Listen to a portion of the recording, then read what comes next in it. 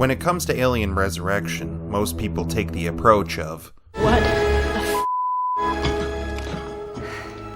Was it everything you hoped for? well, it might not be a slam dunk, but there is one thing worth mentioning.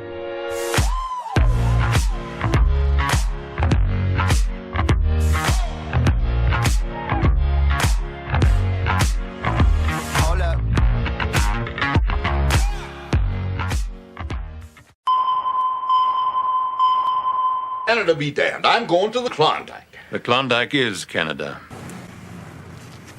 Giorgio, you be doing just fine, brother. In just about every film franchise, there comes a point where there's been too many chapters, too many failed attempts, and all with too little to say. Obviously, it's all about the Benjamins, otherwise those responsible for these mess of sequels would be looking at each other having just beat a dead horse and jumping the shark and ask, Who do I have to to get off this boat? This is exactly why I never got into the Fast and the Furious franchise, and why I got out of the Saw franchise after the third, along with any other horror film that makes a buck followed by endless sequels. Jean-Pierre Jeunet's 1997 chapter of the Xenomorph Legacy, Alien Resurrection, is by most accounts one of the worst entries in the franchise. It propels the story of Ellen Ripley further into the future, further than we've ever time jumped in the Alien franchise by 200 years, post-Alien 3. Ripley has been cloned or resurrected on a scientific military ship for the sole purpose of harvesting a xenomorph queen, which was implanted in her during the events of the third Alien movie. And as you probably guessed, the aliens multiply, escape, cause all sorts of havoc, and force its mismatched band of survivors to work together. How many more are there? How many more are there? 12. 12. Now, perhaps you're thinking, Alien Resurrection? Brandon, why don't I spell it out for you? It's E-A-T-M-E. I'm sorry, sir. Could you repeat that? Rick. And I get where that sentiment comes from. Alien and Aliens are revered as perfect, if not near-perfect films. Alien 3 upended that rhythm to such a degree, it more or less alienated the fanbase.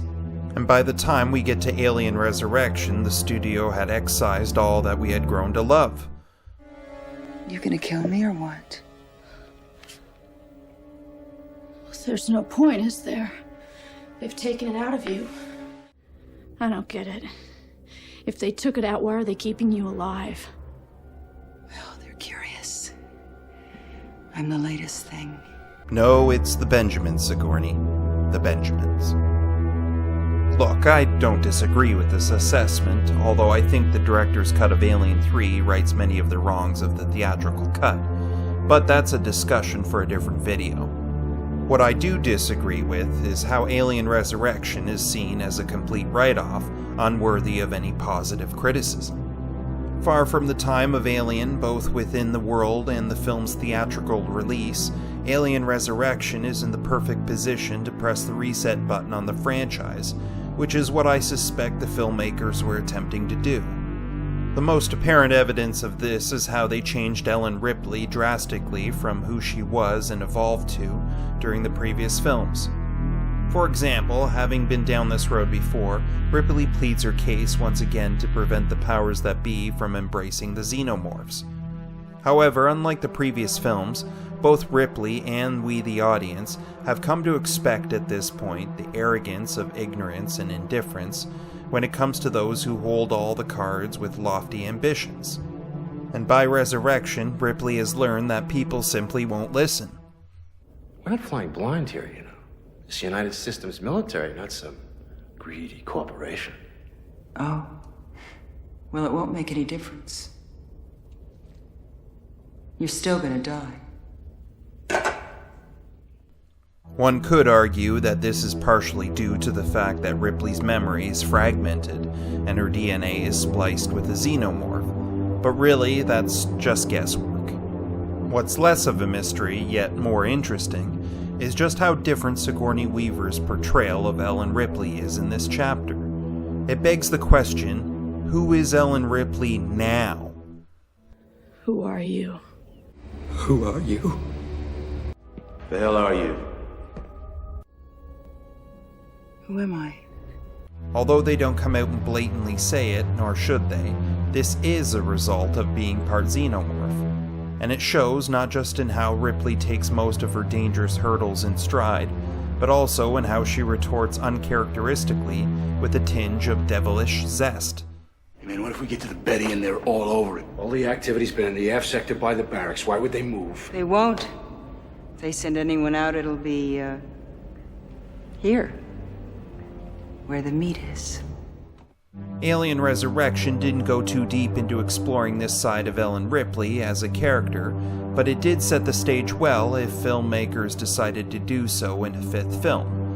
Being the fourth film in a franchise, Resurrection had to do something different to keep things fresh, yet also had to keep enough of the familiar in order to appease the fan base, all while starting what you'd assume is a new trilogy. Otherwise, it would be a 90s Prometheus. I'd rather stay here with the things, man. Despite being resurrected, the Alien franchise lives on without Sigourney Weaver. There was a close call on her return with Neil Blomkamp, but Ridley Scott put the kibosh on that. Still, who's to say Weaver won't return in some capacity? Hey! I thought you were dead. Yeah, I get that a lot. We can only speculate as to what that would look like or if it would be any good. Regardless, even if it is a guilty pleasure like Alien Resurrection is for me, I'm sure if you look hard enough, there's a silver lining to be had.